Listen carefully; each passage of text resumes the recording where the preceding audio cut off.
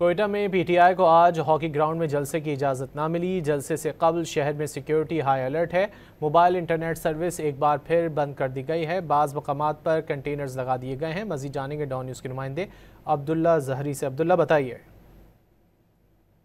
तहरीक इंसाफ समेत दीगर सियासी जमातों की जानिब से जो अपोजिशन में शामिल है, उनकी जानिब से आज ही कोयटा में जलसा मुनक्किद करने का ऐलान किया गया था। ताहम गुज़िश्ता शब भी बलूचिस्तान हुकूमत की जानिब से मुख्तलिफ मकामात पर, जिनमें तोर नासिर, कोयला पाटिक, चमन पाटिक, सरियाब रोड और दीगर मकामात पर कंटेनर लगा दिए गए, जबकि आज सुबह से ही इंटरनेट सर्विस बंद कर दी गई, जिसके बाद शहरियों को मुश्किलात का सामना करना पड़ रहा है। कोयटा शहर के मुख्तलिफ शाहराहों पर कंटेनर लगने से सुबह स्कूल जाने वाले बच्चों को भी शदीद मुश्किलात का सामना रहा है। जी, बहुत शुक्रिया अब्दुल्ला जहरी, आपने अपडेट किया।